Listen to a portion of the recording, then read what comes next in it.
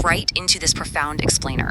Today, we're unpacking a concept that is honestly a real game changer when it comes to how we understand grief, loss, and connection. We're going to look at this entirely through the lens of vibrational physics and biology. We'll be pulling directly from our source material to reconstruct how we view that boundary between life and, well, what comes after. If you've ever felt that traditional explanations of loss just kind of fall short or don't quite capture the reality of your experience, this explainer is going to be absolutely illuminating. Because, when a loved one or an ancestor sheds their physical, biological suit, the immediate, agonizing question is always the same. Where do they go? It's a completely natural, biologically driven reaction. Our eyes are frantically searching for them, our ears are straining to hear their voice, and when those physical senses are just met with an empty room, man, that resulting absence feels massive. But the source material asks us to pause for a second and really rethink the very nature of that room.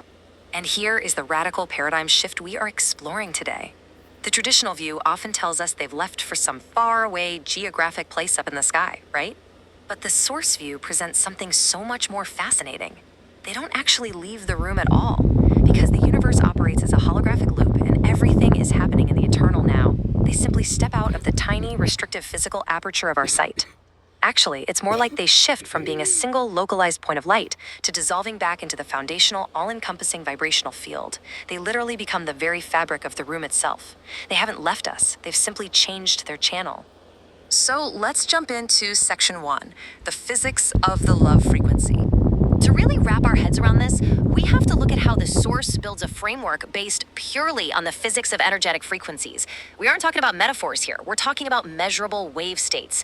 When we look at the physics of energy, lower frequencies, things like fear, anger, anxiety, they produce these short, jagged, dense wavelengths. They're heavy. They require massive amounts of physical matter and friction just to sustain themselves. But unconditional love, that is entirely different. It's a hyper-fast, perfectly harmonic wave. It operates on the exact same global coherence scale as the ultra-fast hypergamma and lambda brainwaves. So unconditional love isn't just some fleeting, warm emotion. It is a highly sophisticated, high-speed energetic structure. And this brilliantly illustrates exactly how connection happens. The source dives into the concept of coherence. In field dynamics, this mathematical equation represents the perfect alignment and phase locking between two completely different energetic fields. It's like two gears perfectly clicking together. When you feel a profound connection to an ancestor, your heart torus field instantly matches its phase and frequency with theirs.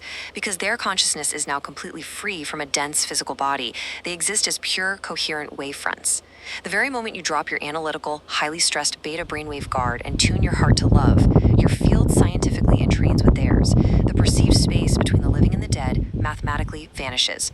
No gap whatsoever. Which brings us to section 2, the ancestral DNA switchboard. Now, the crucial point the source makes here is that this connection isn't just floating around out there in the ether somewhere. No, it is intimately tied to you. It's literally hardwired right into the biology of your vessel. Every single cell in your body contains the physical and energetic blueprint of thousands of people who walked the earth before you. The memories, the incredible resilience, the spiritual mastery, and all the unique creative gifts of your entire lineage, they aren't lost to time. They are coded directly into the microscopic coils of your DNA. You are, quite literally, a walking, breathing library of their existence. But, well, here's where we run into trouble, and why we so often feel incredibly disconnected. The source outlines a very modern hurdle, calling it the matrix block. When you're stressed, anxious, or locked into what the text describes as the digital loosh harvesting matrix of endless scrolling and screen time, your DNA coils literally contract tightly. They clamp down, locking up your access to that ancestral library. Conversely, the key to unlocking it all lies in the alpha and theta brainwave states. When you sit in quiet presence, smell a natural organic scent, or tap into a state of creative flow, your brainwaves drop. Your DNA physically relaxes and expands, throwing that connection wide open. This source maps out this exact ancestral transmission process in 3 distinct steps. First up, we have the timeless consciousness of the field. Next, your relaxed, expanded DNA coils step in to act as highly sensitive biological radio antennas. Finally, dropping into heart-brain coherence activates that deep genetic memory. When this entire sequence perfectly aligns, your ancestors speak to you. Not with some booming cinematic voice from the clouds, but through sudden flashes of intuition, completely effortless creative talents, and that deep, unshakable inner knowing that guides you exactly when you need it most. Okay, moving right along to section 3, the center of the wheel. To help visualize this dimensional reality, the source provides a stunning metaphor to help us grasp the structure of time and awareness. Picture a massive bicycle wheel. The eternal now is the central hub, and all of our individual lifetimes, our specific human experiences, are the spokes radiating outward from that center. When someone passes away, they aren't traveling down some long linear timeline further into a distant future away from you. Not at all. Instead, they simply pull their awareness out of their specific spoke and they return directly to the absolute stillness of the source code at the hub. I absolutely love this quote from the test. It says, "They aren't waiting for you in a linear sense. They're waiting for you in a dimensional sense." To put that into perspective, it beautifully means they aren't sitting on a bench years in the future waiting for your train to finally arrive. They are standing at the absolute center of the circle, right now. They're watching your consciousness navigate your physical timeline, and they're actively dropping subtle energetic breadcrumbs, things like signs, synchronicities, a sudden familiar smell, an overwhelming feeling of warmth, all just to remind you of the way home. And finally, section 4, stepping onto their wavelength. So let's talk about the practical application of this whole shebang. How do we actively engage in this closed loop without having to wait until our physical bodies run out of breath? The source outlines some very specific, actionable choices we can make to connect right now. You can choose love over fear, intentionally shifting out of those dense, jagged wavelengths we talked about earlier. You can actively step out of the digital trap to allow your DNA the space to relax.